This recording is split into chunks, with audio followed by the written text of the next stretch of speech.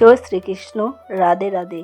নমস্কার বন্ধুরা, আমাদের নতুন একটি পর্বে আপনাদের সকলকে স্বাগত জানাই। আশা করি আপনারা সবাই ভালো আছেন এবং সুস্থ আছেন। এখন চলছে পবিত্র ভাদ্র মাস।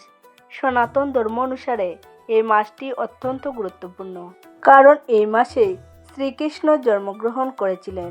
তাই এই মাসে কিছু বিশেষ ধরনের প্রাণী আপনার বাড়িতে এলে তা অত্যন্ত শুভ লক্ষণ বলে মনে করা হয়। এই প্রাণীগুলো আপনার জীবনে বড় ধরনের পরিবর্তনের ইঙ্গিত নিয়ে আসে। আপনার সৌভাগ্য ফিরে আসতে চলেছে এবং খারাপ দিন শেষ হতে চলেছে, এমনটাই বিশ্বাস করা হয়। এই প্রাণীগুলোর মধ্যে এমন কিছু প্রাণী আছে যারা কোনো না কোনো দেবদেবীর প্রতিনিধিত্ব করে। তাই এই সংকেতগুলো সম্পর্কে আমাদের সকলেরই জানা থাকা দরকার। যদি আপনার বাড়িতেও এমন কোনো প্রাণী আসে, তবে আপনি ধরে নিতে পারেন যে আপনার জীবনের সুসময় খুব দ্রুত শুরু হতে যাচ্ছে। ভাদ্র মাসে শ্রীকৃষ্ণ ও রাধারানী তাদের ভক্তদের আশীর্বাদ করার জন্য পৃথিবীতে আসেন। তাই এই মাসটি অত্যন্ত বিশেষ। আজ আমরা এমন 8টি প্রাণী সম্পর্কে আলোচনা করব, যাদের আগমন আপনার বাড়িতে সৌভাগ্য নিয়ে আসে। তাই অনুরোধ, পুরো ভিডিওটি দেখুন। যদি ভালো লাগে একটি লাইক দিন এবং কমেন্টে ভক্তি ভরে লিখুন জয় মা লক্ষ্মী। চলুন মূল আলোচনায় প্রবেশ করা যাক। জীবনের সুসময় আসছে, সতর্ক থাকুন। সনাতন শাস্ত্র অনুযায়ী ভাদ্র মাসে কিছু বিশেষ রীতিনীতি পালন করলে আমরা বিভিন্ন সমস্যা থেকে মুক্তি পেতে পারি। এই মাস আমাদের ঘুমন্ত ভাগ্যকে জাগিয়ে তোলা এক দারুণ সুযোগ নিয়ে আসে। তাই যখন এই শুভ সংকেতগুলো আপনার কাছে আসবে, তখন অবশ্যই সতর্ক থাকুন। এই প্রাণীগুলোকে ভুল করেও তাড়িয়ে দেবেন না বা তাদের বিরক্ত করবেন না। এতে মা লক্ষ্মী আপনার গৃহে প্রসন্ন হন। মা লক্ষ্মীকে স্বাগত জানানোর জন্য আপনার বাড়ি সর্বদা পরিষ্কার পরিচ্ছন্ন রাখুন। দরজার সামনে আবর্জনা রাখবেন না। সঠিক সময় জানলা দরজা খুলে রাখুন, যাতে মা লক্ষ্মী সহজেই প্রবেশ করতে পারেন। বাড়ির পরিবেশ শান্ত ও পবিত্র রাখার চেষ্টা করুন। অহেতুক ঝগড়া মারামারি থেকে দূরে থাকুন। এই কাজগুলো করলে দেবী লক্ষ্মী আপনার গৃহে স্থায়ীভাবে বাস করেন। চলুন জেনে নিই সেই 8টি প্রাণী সম্পর্কে, তাদের উপস্থিতি আপনার ভাগ্য বদলের ইঙ্গিত দেয়। 1. পিঁপড়ে। যদি আপনার ঘরে কালো পিঁপড়ে দেখেন, তাহলে বুঝবেন মা লক্ষ্মীর আগমন হয়েছে। বাস্তুশাস্ত্র ও জ্যোতিষশাস্ত্র মতে পিঁপড়ে যদি পূর্ব দিক থেকে বের হয়, তবে আপনার ভাগ্য খুব দ্রুত জাগ্রত হবে এবং দুঃখের দিন শেষ হতে চলেছে। যদি পশ্চিম দিক থেকে আসে, তবে কোনো শুভযাত্রার সুযোগ হতে পারে। উত্তর দিক থেকে পিঁপড়ে বেরোলে বিবাহ সংক্রান্ত বাধা দূর হয় এবং দক্ষিণ দিক থেকে ঘরে ঢুকলে আকস্মিক আর্থিক লাভের সম্ভাবনা থাকে।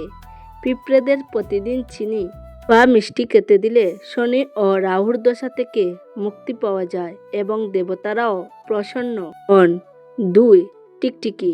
টিকটিকিকে দেবী লক্ষ্মীর প্রতীক মনে করা হয়। যদি আপনি একসঙ্গে 3টি টিকটিকি দেখেন, তবে তা অত্যন্ত শুভ লক্ষণ। এছাড়াও ঠাকুরের আসনের আশেপাশে বা তুলসী মঞ্চে টিকটিকি দেখা পাওয়া সৌভাগ্য ও ধন সম্পদ আকর্ষণের ইঙ্গিত দেয়। এমনটা দেখলে গঙ্গাজল ছিটিয়ে আপনার মনের ইচ্ছা ইষ্ট দেবতার কাছে জানান, তা পূর্ণ হবে। দীপাবলির দিনে টিকটিকি দেখা খুবই শুভ বলে মনে করা হয়। 3. মৌমাছি।